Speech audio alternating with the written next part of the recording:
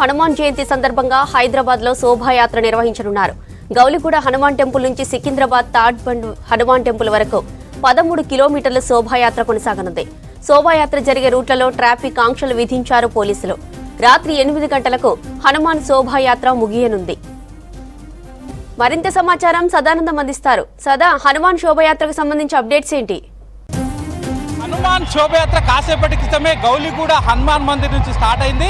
ఇప్పుడే కాసేపటి క్రితం ఇప్పుడు కోటి సర్కిల్ దగ్గరికి చేరుకుంది. సో హనుమాన్ శోభయాత్రలో భారీగా హనుమాన్ భక్తులు ఇటు బైక్ ర్యాలీలో భాగంగా ఇక్కడికి చేరుకున్నారు. సో ఇప్పటికే ఇక్కడికి కేంద్ర మంత్రి కిషన్ రెడ్డితో పాటు ఇటు ఎమ్మెల్యే రాజా సింగ్ వీళ్ళందరూ కూడా ఇక్కడికి చేరుకున్నారు. ప్రస్తుతం మనతోటి ఈ ర్యాలీలో పాల్గొన్న రాజా సింగ్ ఉన్నారు మనతో మాట్లాడడానికి. సార్ చెప్పండి, ఎట్లా సాగుతుంది ఈ శోభయాత్ర? చాలా సూపర్ సాగుతుంది.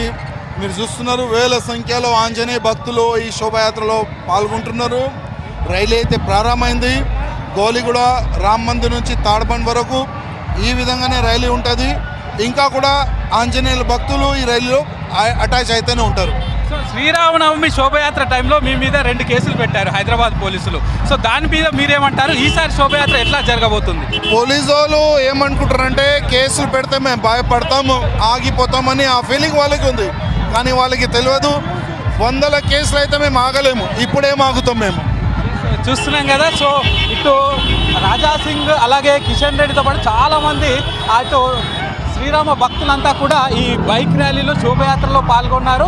వేల సంఖ్యలో ఇక్కడికి చేరుకున్నారు. యాక్చువల్గా ప్రజెంట్ గౌలిగూడ నుంచి ఇక్కడికి కోటి వరకు ఈ శోభయాత్ర చేరుకుంటే మరొక శోభయాత్ర అటు హనుమాన్ టెంపుల్ కర్మన్ ఘాట్ హనుమాన్ టెంపుల్ నుంచి ప్రారంభమైన శోభయాత్ర కూడా ఇటు కోటికి చేరుకుంటుంది. సో కోటికి ఆంధ్ర బ్యాంక్ దగ్గరికి వచ్చిన తర్వాత 2 శోభయాత్రలు కలిసి ఈ రూట్లో ఆల్రెడీ పోలీసులు నిర్దేశించిన రూట్లో ఇక్కడి నుంచి అటు థర్డ్ హనుమాన్ టెంపుల్ వరకు ఇక్కడి నుంచి వెళ్ళనున్నాయి. సో ఇది మొత్తం 13 కిలోమీటర్ రేడియస్ ఆఫ్ శోభయాత్ర. ఇది ప్రధాన శోభయాత్ర నడుస్తుంది. సో ఈ మొత్తం 13 కిలోమీటర్స్లో మొత్తం 44 చోట్ల ట్రాఫిక్ డైవర్షన్స్ కూడా పోలీసులు ఏర్పాటు చేశారు. సో ఆయా ఏవైతే జంక్షన్స్ ఉన్నాయో, మొత్తం 44 జంక్షన్స్ ఉన్నాయో, 44 జంక్షన్స్లో డైవర్షన్స్ ఇస్తున్నారు. ఈ డైవర్షన్స్ నైట్ 8 o'clock వరకు ఉంటాయి అంటున్నారు. ఇక మరోవైపు శోభయాత్ర కూడా రాత్రి 8 గంటల వరకు కొనసాగే అవకాశాలు ఉన్నాయి. ఎందుకంటే ఇక పోలీసులు కూడా 12,000 మందితోటి పూర్తి బందోబస్తు ఏర్పాటు చేశారు.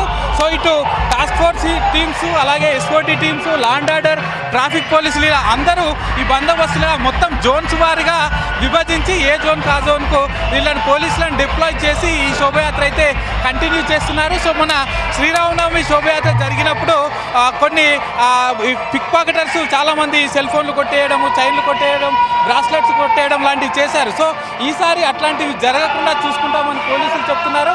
మొత్తం ఈ రూట్లో అంటే ఈ 13 కిలోమీటర్స్ ఆఫ్ రేడియస్లో 450 సీసీ కెమెరాలు ఏర్పాటు చేశారు. సో ఆ సీసీ కెమెరాల నుంచి అటు బంజారాయిల్స్లో ఉన్న కమాండ్ కంట్రోల్ ద్వారా మొత్తం దీన్నంతా కూడా కంట్రోల్ అది మానిటరింగ్ చేస్తున్నారు ఉన్నతాధికారులు. ఇటు జీహెచ్ఎంసీ, ఇటు ట్రాఫిక్, అలాగే ట్రాన్స్పోర్ట్, హెల్త్, అలాగే వీళ్ళతో పాటు R&B అధికారులందరితోటి కలిసి పోలీసులు కోఆర్డినేట్ చేసుకుంటూ ఈ శోభయాత్ర అయితే కంటిన్యూ చేస్తున్నారు. సో శోభయాత్ర ఇప్పుడే ప్రారంభమైంది, అంటే ఒక ½ an hour క్రితం ప్రారంభమైంది. సో ఈ శోభయాత్ర లేట్ నైట్ వరకు జరిగే అవకాశాలు ఉన్నాయని వీళ్ళు నిర్వాహకులు చెప్తున్నా, కానీ పోలీసులు మాత్రం తప్పకుండా 8 o'clock వరకే ఈ శోభయాత్రను క్లోజ్ చేసేలా చూస్తామని చెప్తున్నారు. ఎందుకంటే ఇప్పటికే ఎలక్షన్ కోడ్ అమల్లో ఉంది కాబట్టి ఈ శోభయాత్రను ఎంత తొందరగా వీలైతే అంత తొందరగా పూర్తి చేస్తామంటూ పోలీసులు చెప్తున్నారు. మరోవైపు ఎలక్షన్ కోడ్ అమల్లో ఉండడంతో ఎలాంటి పొలిటికల్ కామెంట్స్ కానీ, పొలిటికల్ స్పీచెస్ కానీ, అలాగే పొలిటికల్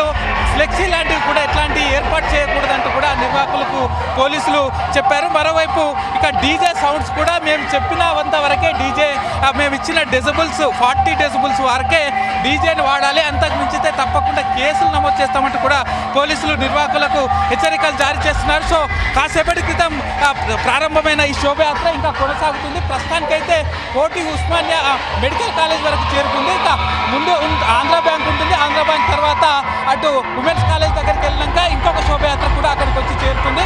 సో అక్కడి నుంచి next Ramkoti, Narayanguda, RTC cross road మీదుగా అటు తాడ్బండ్ వరకు అయితే ఈ శోభయాత్ర కొనసాగనుంది. జ్యోతి.